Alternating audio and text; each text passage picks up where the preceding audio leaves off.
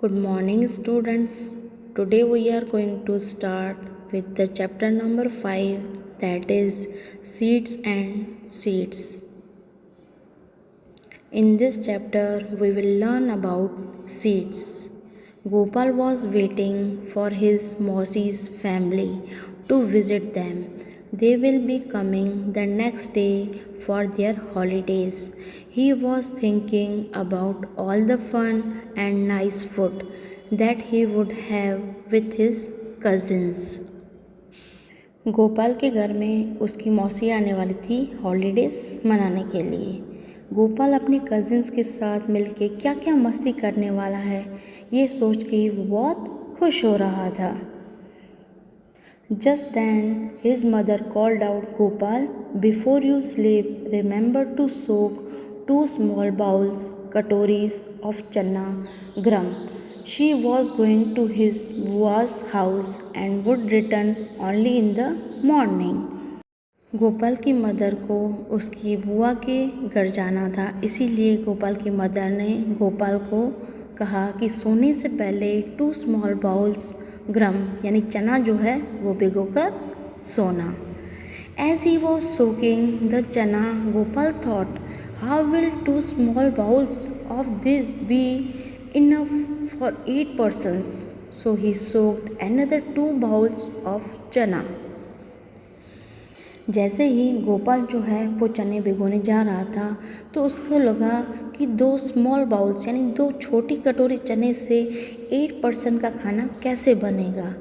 तो उसने क्या किया, 2 और स्मॉल बाउल्स जो हैं चने जो हैं वो भिगो दिए। मीन्स टोटल 4 बाउल्स उसने चने भिगोए।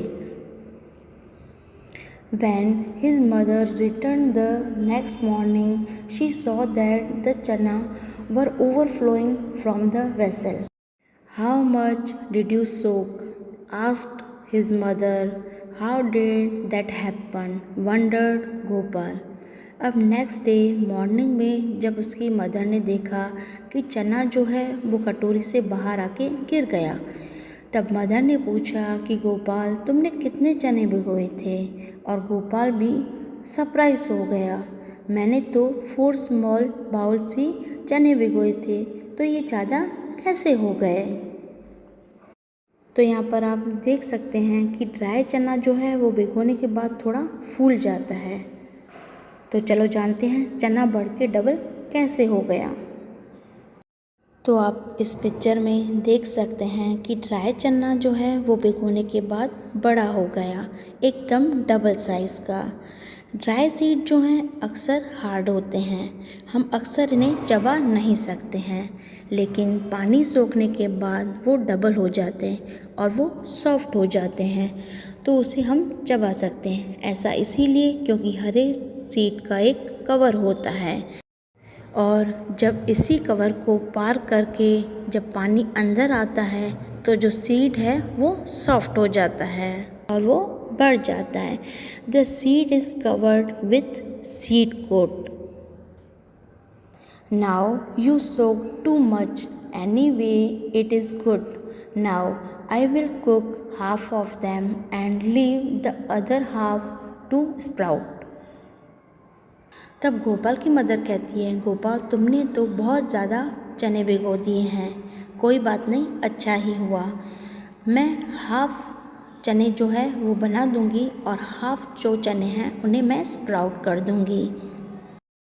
आई can send these to your aunt, the doctor has told her to eat sprouts. Mother said she tied half of the soaked chana in a wet cloth and hung them up to sprout. तो mother ने क्या किया, mother ने चनों को sprout करने के लिए रख दिया। स्प्राउट चने जो होते हैं वो बहुत ही हेल्दी होते हैं।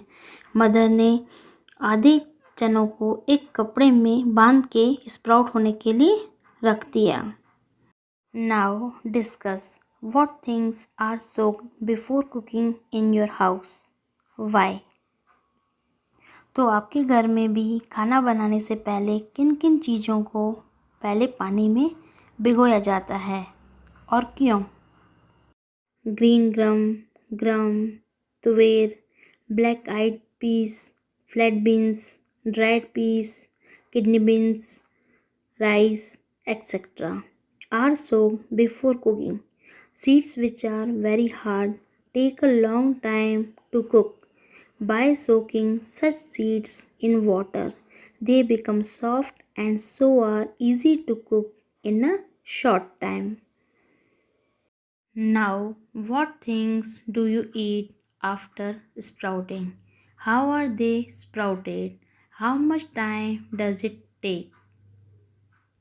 तो आप स्प्राउट करने के बाद कौन कौन सी चीज़ें हैं जो खाते हैं, कैसे वो स्प्राउट की जाती है और कितना टाइम लगता है। ग्रीन ग्रम एंड ड्यूबिन मेथ are sprouted for eating in my house. These are soaked in water overnight. In the morning, the water is drained off and the seeds are tied up in a wet cloth and hung on a hook. It takes 2 days for grums to sprout, while it takes a little less time for green grum and dew beans meth to sprout. Now, has the doctor or someone you know ever told you to eat sprouts? Why? क्या doctor ने या किसी ने भी कभी आपको sprout खाने के लिए कहा है? कहा है तो ऐसा क्यों कहा है? Yes, a few months back the doctor had advised my father to eat sprouts. He had been feeling weak due to being ill for 15 days. Sprouted beans are nutritious. They are useful as they help the body to build new cells and grow and also increase its immunity. Now do this and find out. Do you remember that in class 4 you did an activity with seeds? Now try another one. तो यहाँ पर आपको एक activity करनी है. Take some चना and 3 bowls. तो यहाँ पर आपको कुछ चने लेने हैं और 3 बाउल्स लेने हैं. Put 5 चना in the first bowl and fill it up with water. Put a damp piece of cloth or some cotton wool in the second bowl. Now keep the same number of chanas in it. Make sure that the cotton wool or cloth remains wet. Put the same number of chanas in the third bowl. Do not put anything else in it. Cover all the 3 bowls. अभी आप भी sprouts बनाने की एक activity कीजिए. Take some chana and 3 bowls and put some chana in the first bowl and fill it up in water. Put a damp piece of cloth और some cotton in the second bowl and wet it in the water. Now keep the same number of chana in it. Make sure the cotton remains wet. Put the same number of chana on the third bowl and do not put anything else in it and cover all the 3 bowls. Observe the seeds after 2 days. You will find that only the middle bowl, second bowl, seeds have sprouted. The seed in the first bowl has swelled up in size and seeds of second bowl seeds has sprouted and seeds in the third bowl is as it is dry. तो यहाँ पर आपको 3 bowl लेने हैं. तीनों bowl में आपको 5-5 चने डालने हैं. फर्स्ट वाले बाउल को आपको पानी से भर देना है एंड सेकंड बाउल में आपको डैम्प पीस ऑफ क्लॉथ और सम कॉटन वो डालना है. ध्यान रखिए कि वो डैम्प होना चाहिए, नहीं तो आप उस पर पानी छिड़क दीजिए. एंड थर्ड बाउल में आप सिर्फ 5 चने डालिए और कुछ भी नहीं. और उन तीनों को कवर कर लीजिए, तीनों बाउल्स को कवर कर लीजिए और कुछ दिनों के बाद आपको ऑब्ज़र्व करना है और आपने क्या देखा ये आपको बताना है। तो फर्स्ट बाउल में जो चने हैं वो थोड़े साइज़ में बड़े हो गए, फूल गए। एंड सेकेंड बाउल में क्या हुआ, जो चने हैं वो स्प्राउट हो गए। एंड थर्ड बाउल में क्या हुआ, जो चने हैं वो एज इट इज़ वैसे के वैसे ही रहे। Observe after 2 days and note the changes in the bowls. Bowl 1, bowl 2, bowl 3. Are the seeds getting air? क्या सीड्स को एयर मिल रही है? फर्स्ट बाउल में जो है एयर नहीं मिल रही है क्योंकि सारे सीड्स जो हैं वो पानी में डूबे हुए हैं। एंड बाउल नंबर 2 में सीड्स को एयर यानी हवा मिल रही थी। एंड थर्ड बाउल में भी हवा मिल रही थी और वो ड्राई पड़े थे। Now are the seeds getting water? तो फर्स्ट बाउल में जो सीड्स हैं उनको पानी मिल रहा था। सेकंड बाउल में जो है सीड्स को पानी मिल रहा था गीले कॉटन के जरिए या गीले क्लॉथ के जरिए। एंड थर्ड बाउल में तो हमने पानी डाला ही नहीं था। बाउल 1 में यस, एंड बाउल 2 में यस, एंड बाउल 3 में no. What changes did you see? आपने सीड्स में क्या क्या चेंजेस देखे? फर्स्ट बाउल में सीड्स जो हैं वो फूल के बड़े हो गए, the seeds swelled up. And second bowl में जो सीड्स है स्प्राउट होने लगे। एंड थर्ड बाउल में जो है वो चेंजेस नहीं हुए, वो ऐसे कैसे ही पड़े थे। Have the seeds sprouted? First bowl में नो, सेकेंड बाउल में yes, and third bowl no. Now tell and write, in which bowl did the seeds sprout? What difference did you see between this bowl and the other bowls? कौन से bowl में जो seeds हैं वो sprouts हुए थे? तो seeds जो हैं वो सेकंड बाउल में स्प्राउट्स हुए थे। तो बाकी के 2 बाउल्स में क्या डिफरेंस था? Only the seeds in the second bowl sprouted. The seeds in the other 2 bowls did not sprout.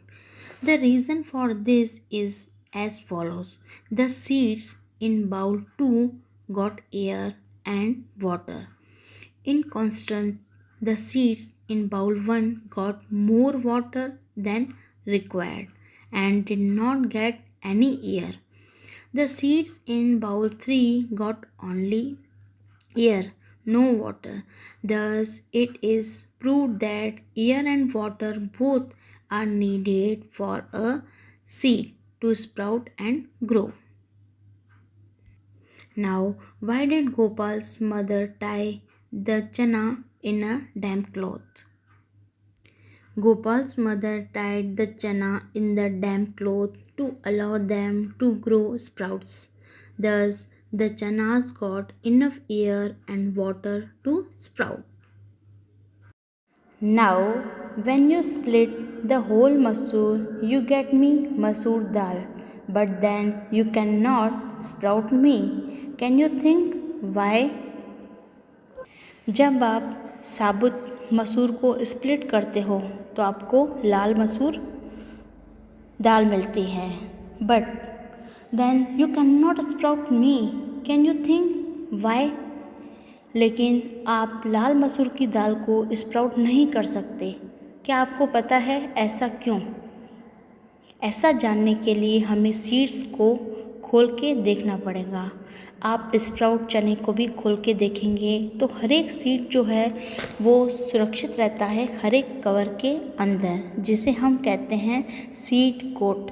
इस सीड कोट को आप ओपन करेंगे तो ओपन करने के बाद उसे थोड़ा सा खोल के देखेंगे तो आप देखेंगे बेबी लीफ, छोटे लीव्स जैसा स्ट्रक्चर, बेबी रूट और 2 दाने जिसे हम कहते हैं कॉटिलेडल्स। जब हम मसूर के दाने को खोल के देखते हैं तो हमें लाल मसूर मिलता है। तो ये होते हैं अलग अलग कॉटिलेडन्स और इन्हीं सीड से हमें नए नए पेड़ पौधे मिलते हैं। लेकिन सीड के अंदर ही एक बेबी प्लांट होता है जो सुरक्षित रहता है दोनों कॉटिलेडन्स के अंदर। जब दोनों कॉटिलेडन्स को हम अलग कर देते हैं तो क्या होता है, ये बेबी प्लांट जो है वो ज़िंदा नहीं रह पाएगा, क्योंकि इस बेबी प्लांट की जो सुरक्षा है वो दोनों कॉटिलेडन्स की वजह से ही होती है। जब साबुत मसूर की दाल को तोड़ के हम अलग कर देते हैं तो उसका जो बेबी प्लांट है वो ख़राब हो जाता है। तो इसीलिए हम लाल मसूर की दाल को स्प्राउट नहीं कर सकते हैं। Now draw, look carefully at your sprouted चना एंड मेक इट्स ड्राइंग। तो आपको जो चना है जो स्प्राउट हुआ है उसकी ड्राइंग आपको यहाँ पर बनानी है। Now project, plant your seeds. तो यहाँ पर आपको एक प्रोजेक्ट दिया है, आपके सीड्स को आपको प्लांट कराना है। Now take a clay pot or a tin can with a wide mouth। आपको यहाँ पर एक मिट्टी का एक पॉट ले सकते हैं या फिर टिन ले सकते हैं जिसका माउथ जो है बहुत ही चौड़ा हो। Make a small hole at the bottom of the can. Students, आपने देखा होगा जब आप पॉट लेते हैं तो उसमें भी एक नीचे होल होता है ताकि जो एक्स्ट्रा वाटर जो है वो नीचे चला जाए और जितना पानी वो सोख कर सकता है वो सोख लेता है, बाकी का जो एक्स्ट्रा होता है वो पानी बहकर नीचे चला जाता है। तो जब आप टिन भी ले रहे हैं तो उसमें आप होल कर दीजिए। Fill your can with a soil, put 4 to 5 seeds of the same kind in the soil and press them gently।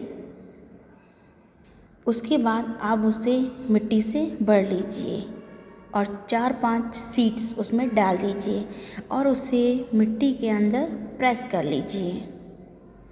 Different groups can plant different kinds of seeds such as mustard, sarson, fenugreek, methi, sesame, til और coriander, धनिया।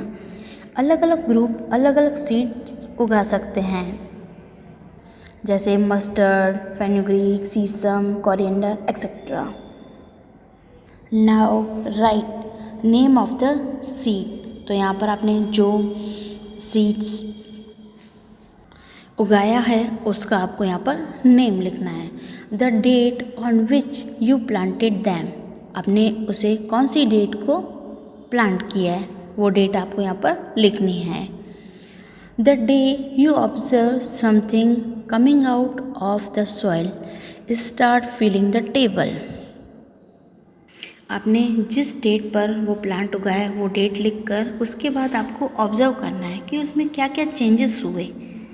First day पर क्या change हुआ, second day पे क्या changes हुआ, तो वो चेंजेस जो है वो आपको इस टेबल में फिल करने हैं। To find the height of a plant use thread and the measure it on the scale.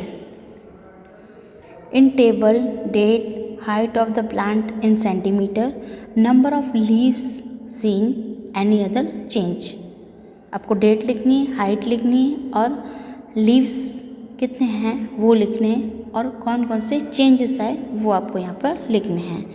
तो फर्स्ट डे पे हाइट कितनी है, कितने लीव्स हैं और क्या चेंजेस आए वो लिखना है। तो सबसे पहले हम नेम ऑफ द सीड का नेम लिखेंगे। फॉर एग्ज़ाम्पल मस्टर्ड, और कौन सी डेट को लगाया है। फॉर एग्ज़ाम्पल 1 जुलाई को हमने प्लांट किया है। देन 1 जुलाई को हमने प्लांट किया है तो मस्टर्ड को स्प्राउट होने में, उसके स्टेम को बाहर निकलने में 1 वीक के आसपास जितना लग जाता है टाइम। तो 1 जुलाई को हमने प्लांट किया था, तो 5 जुलाई को अगर हम देखेंगे तो उसकी हाइट जो है वो होगी 1.5 centimetre. And how many leaves seen, 2 leaves. Any other changes, तो कोई चेंजेस नहीं होगा, no. Then 6 July 2 centimetre height जो होगी वो 2 सेंटीमीटर होगी। How many leaves, 3 leaves and any other changes, no. And 7 July height 2.5 centimetre and leaves जो हैं वो 4 होंगे। And any other change, plant grew in size, जो प्लांट है वो थोड़ा और ज़्यादा उग गया होगा, साइज में बड़ा हो गया होगा। Then 8 July 3.5 centimetre and leaves 6 and plant grew a little bigger. Okay, तो इस तरह से आपको भी एक्सपेरिमेंट करना है और एक्सपेरिमेंट करके इस टेबल को फिल करना है। Okay, now find out how long did it take for the plant to come out from the soil. Plant को बाहर आने में कितना टाइम लगा। It took the plant 5-6 days to germinate from the soil. What was the difference in the height of the plant on the first and second day? First day और second day की height में क्या difference था। The difference in the height of the plant on the first and the second day was 0.5 centimeter. Next, on which day did the height of the plant increase the most? किस दिन पर plant की जो height है वो सबसे ज़्यादा बढ़ी। The height of the plant increase the most on the 4th day after the plant had germinate from the soil. Did new leaves come out of the plant every day? Yes, new leaves grew on the plant every day. Was there any change in the stem of the plant? Yes, the stem of the plant was observed becoming thicker and stronger with each passing day. Now discuss which seeds took the most number of days for the stem to come out of the soil. जैसे यहाँ पर हमें अलग अलग plants लगाने को कहा था, mustard, fenugreek, sesame and coriander. तो इन सब प्लांट्स में से कौन से सीड को बाहर आने में सबसे ज़्यादा टाइम लगता है, तो वो है sesame plant. The stem of the sesame seeds took the most number of days to germinate from the soil. Which seeds took the least days to come out of the soil? किस seeds को सबसे कम दिन लगते हैं। The mustard seeds took the least days to germinate from the soil. Which seeds did not grow at all? Why? कौन सा ऐसा seed है जो बिल्कुल भी ग्रो नहीं हुआ। Seeds which did not get enough air or water did not grow at all. Also, the seeds which were spoiled or bad did not grow. Did anyone's plant dry up or turn yellow? Why did this happen? क्या ऐसा कोई plant है जो dry हो गया हो, सूख गया हो या फिर येलो हो गया हो, तो क्या रीज़न है। Yes, because it did not get proper water, air, sunlight. Now, what would happen if the plants do not get water? क्या होगा अगर प्लांट को पानी ना मिले। If the plants do not get water, they start to wither and finally dry up. Now, straight from your heart. First, what is inside the seed? Seed के अंदर क्या है। There is an embryo small plant inside the seed which has the ability to grow into a plant. How does a big plant grow from a tiny seed? A seed absorbs water from soil and sprouts. The new shoot gets air, sunlight and water and starts to grow. In the end, it becomes a big plant or tree. Now think and imagine what would happen if plants could walk draw a picture. क्या होता अगर plant जो है वो walk कर सकते, तो क्या होता? बहुत ही फनी सी चीज़ होती।